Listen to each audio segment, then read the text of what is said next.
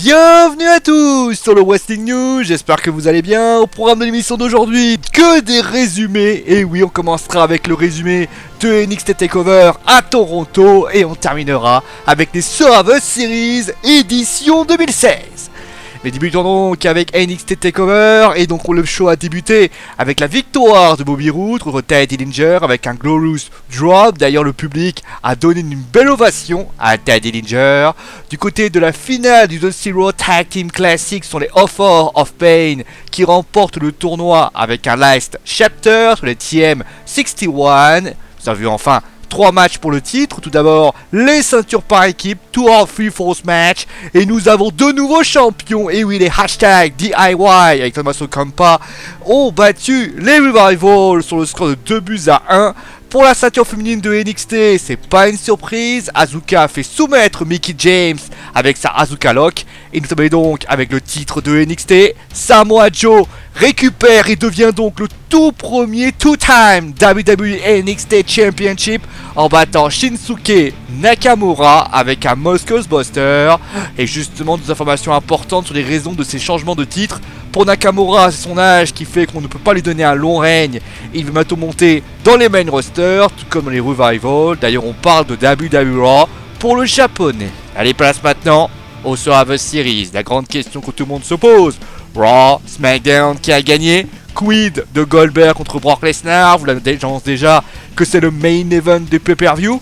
Et on débute donc avec le kick-off. Il y avait deux matchs, les Cruiserweight Division qui étaient là. Rick Swann, Noam Dar et TJ Hawkins qui gagnent face à Drew Gulak, Tony Nese et Aria Daivari avec un 450 splash de Rick Swann. Un second match a eu lieu et c'est Kane qui gagne face à Luke Harper avec un chokeslam. On passe maintenant au pay-per-view, et donc exceptionnellement on va pas suivre la chronologie du pay-per-view mais plus par ses enjeux. Et on va commencer avec les deux ceintures mises en jeu durant ce pay-per-view.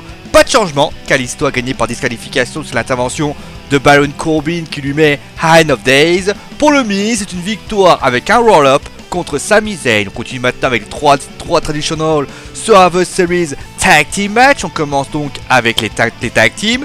Et c'est la Team Raw qui gagne avec comme survivant la team Cesaro Sheamus. D'ailleurs, durant ce combat, on notera l'élimination prématurée des New Day qui défendront leur ceinture contre Cesaro et Sheamus ce soir à WWE Raw.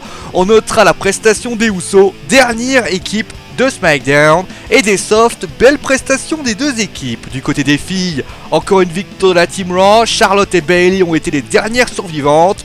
On notera l'élimination prématurée de Sasha Banks, la soumission de Nia Jax par Becky Lynch. Becky d'ailleurs qui a été la dernière éliminée. D'ailleurs après le combat, Charlotte attaque Bayley et l'expédie contre la barrière. Et enfin on termine avec du côté des superstars. C'est la team SmackDown qui gagne avec comme survivants Randy Orton et Bray Wyatt. On notera d'ailleurs l'intervention de Luke Harper qui a quand même posé pas mal de problèmes à la team Rollins et Roman Reigns. Et on notera d'ailleurs l'élimination par disqualification de Kevin Owens. Ambrose, et c'est une surprise, a été éliminé en premier. Roman Reigns a été donc le dernier éliminé, qui a d'ailleurs aligné un gros spear sur Shane McMahon qui l'a contraint de quitter le ring blessé. Et donc voilà, tout simplement, victoire donc 2-1. Et oui, c'était la plus belle victoire qu'ils ont eu, la team SmackDown. Mais on notera tout simplement que 2-1, Raw gagne plus de combats en Raw vs SmackDown que le show bleu. Bon, allez, on termine maintenant avec le main event. Goldberg contre Brock Lesnar, le match de la peur selon moi. Souvenez-vous, j'avais longtemps parlé, WrestleMania 20. Et là, c'est une surprise énorme. Déjà, victoire de Goldberg avec un jackhammer. Mais alors là, match plié en 3 minutes avec 2 spears, un jackhammer de Goldberg. Lesnar n'a porté aucun coup et s'est fait squasher.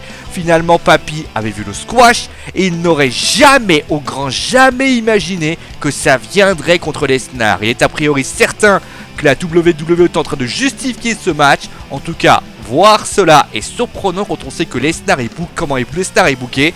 Et sous une pluie d'ovations, ce show s'est conclu. Donc finalement, on aura sans doute d'autres informations qui auront lieu dans cette semaine pour savoir qu'est-ce qui s'est passé, pourquoi y a-t-il eu ce match de 3 minutes. En tout cas nous, on va clore ce Wrestling News, j'espère que l'émission vous a plu. Dites-nous d'ailleurs si vous avez aimé la manière dont la construction du Wrestling News a été faite, c'est une première, dites-nous ce que vous en pensez. On se retrouve donc demain avec au programme les résultats de WWE Raw et on terminera avec Brie Bella. Voilà, vous savez tout, passez donc une bonne journée, vous abonnez sur partager et à vous abonner. Vous savez sur qui fait cette vidéo. On se retrouve donc demain et des gros bisous à tous et des petits bisous bisous et bisous bisous et bisous bisous. Allez, ciao tout le monde.